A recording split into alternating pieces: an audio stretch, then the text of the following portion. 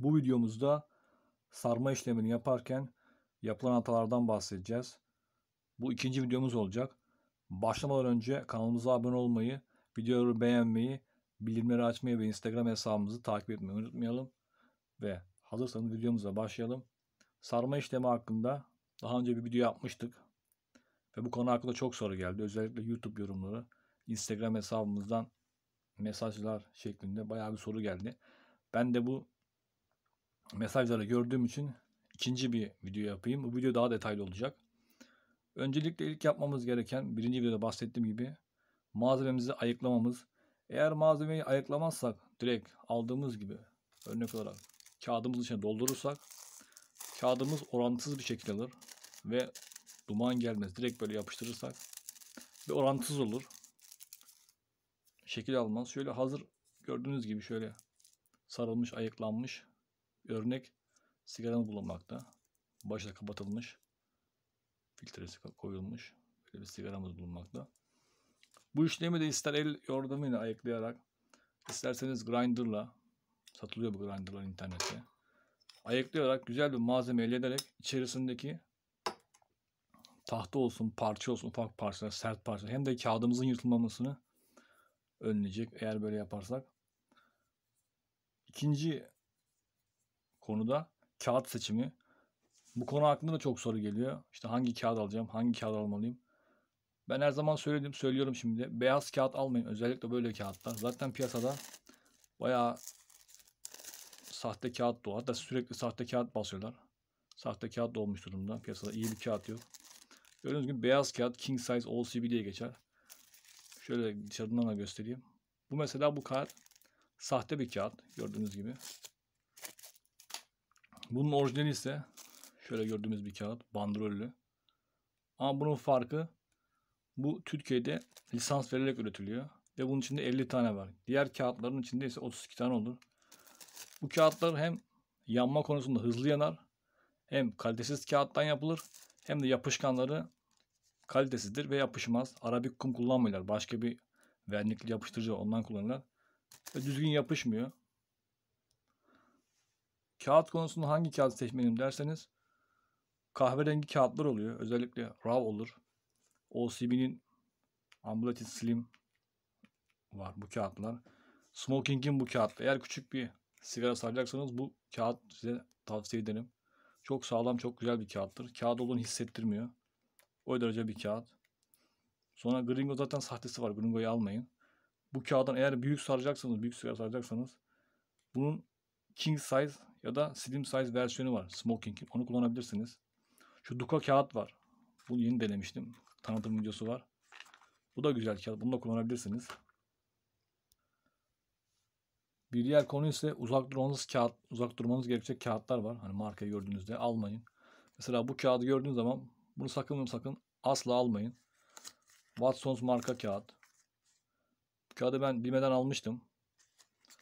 Gördüğünüz gibi kağıt bildiğiniz mektup zarfı. A4 kağıdı gibi. Ağır bir kağıt. Hiçbir tat vermiyor. Şöyle bir kağıt da var. Bu da aynı markanın ürettiği. Sorbet Edger diye geçiyor. Bunun da videosu var kanalda, tanıtımı. Bu kağıt natürel Arabik kum falan yazıyor ama bu kağıtla sardığınız zaman kağıt çok ağır bir koku çıkartıyor. Baş ağrısı yapıyor. Şöyle de bir kağıt markamız var. LLC. White yazıyor. Jack's Tobacco'nun ürünlerini almayın. Ürünler kalitesiz malzemeden yapılıyor. Diğer bir konu ise sarma yöntemi. Yeni başlayacaklar için sarma makinesi tavsiye ederim. Özellikle bu tarz bir makine işinizi görecektir. Bu 72 milimlik küçük kağıtları sarmak için.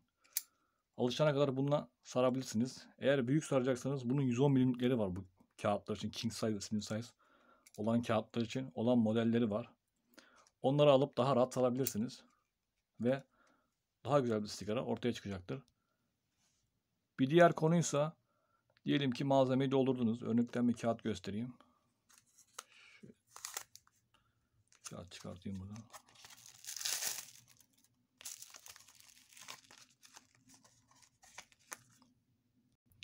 YouTube'un topluluk kuralları ve yaş sınırlaması olduğu için herhangi bir malzeme gösteremiyorum. O yüzden böyle göstereceğim. Şimdi diyelim ki doldurduk içinde bunun. Doldurduktan sonra şöyle bir, şu parmağımızla şöyle eziyoruz. 2, 3 de bastırıp sarıyoruz. Şöyle göstereyim. Onu da hazır olsun burada. Şöyle. Üçüncüden sonra eğer yaparsak sigara içer toz olur ve ince olur. Sigarayı saramazsınız. Şöyle üçüncüde basıp sigaramızı sarıyoruz. 3'ten fazla yapmayın. Şu parmağımızla her sardığımızda sarma işlemini yuvarlama işlemini gerçekleştirdiğimizde eziyoruz. Bir diğer konumuz ise zıvana. Hangi zıvanayı kullanmalıyım? Böyle hazır zıvana kullanabilirsiniz. Şöyle zıvana olarak şöyle şekil olarak da böyle olması gerekiyor. Daha iyi bir duman gelmesi için. Gördüğünüz gibi. Şöyle yakınlaştırayım. V şeklinde, W şeklinde olacak. Bu da bir diğer zıvana. Şöyle göstereyim ikisini. Gördüğünüz gibi böyle olacak. Hazır zıvana kağıtları var. Tabi bunların da kalitesiz var. Bak gördüğünüz gibi bu kalitesiz bir kağıt. Bu gördüğünüz gibi kartondan yapılmış. Normalde kağıttan yapılması gerek. Bu kraft kağıt diye geçiyor. Karton atıklarından tekrar dönüşümünü yapıyorlar. Kaliteli kağıt ise şöyle göstereyim. Bu hazır zıvana kaliteli oluyor. Normal kağıttan yapılmış. Şöyle sararak zıvanayı yapabilirsiniz. Bu şekilde. Şöyle yuvarlayarak. Tabi bu slim sigaralar için. Şöyle gördüğünüz gibi. Normal zıvana yaptık. Diğer türlü kendi kestiğimiz kağıtlardan zıvana yapabiliriz. Normal kağıtlardan. Şöyle. Bu kağıtları böyle kıvırarak yapabiliriz. Şöyle göstereyim.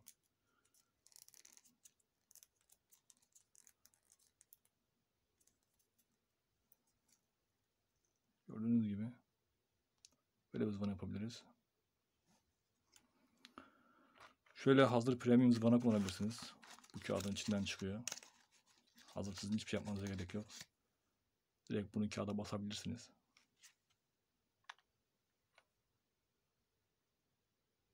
Gördüğünüz gibi hazır. Son konu ise sigaramızı diyelim bitirdik, sardık, zıvanamızı koyduk, güzel bir şekilde sardık. Hemen ateşlemiyoruz. Önce şöyle birkaç defa vuruyoruz. Sigarayı düzenliyoruz alttan yukarı doğru.